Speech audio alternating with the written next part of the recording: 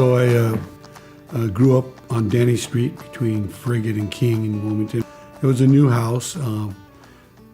My parents bought the house, I believe, in 1955, and I had a brother that passed away as a child, so we're kind of like, first one to move into that neighborhood. Everybody around that neighborhood moved in together.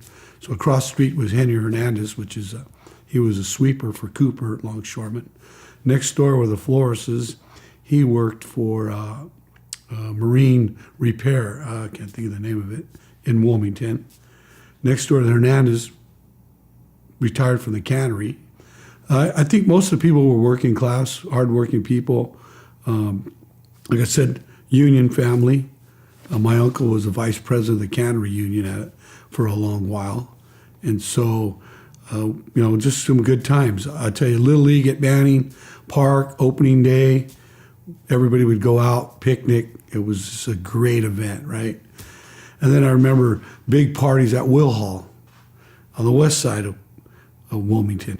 They would have big potlucks, and we would go into the gymnasium and stay there, and people would play music. My mom loved to sing, so when anybody had a guitar or play music, my mom would sing and entertain a little bit. But it was a great working class time in Wilmington. My dad would, at lunchtime, take us to work. We were like 11, 12 years old at the most, and my cousins would work in there because it was a steel dock in Wilmington at 145. It's where Traypac is. And they would pick us up as kids, set us on a forklift with them, and we would go to work with them and not work, but drive around. And then we would sit in the front shacks the frontman had, and sit in there with these old longshoremen. And we would do this a couple days a week, as long as we didn't get into anything or go in any place that was dangerous.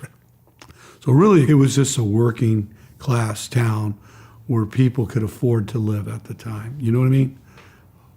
Homes were relatively modest. I think my father bought our house in 1955 for like $18,000.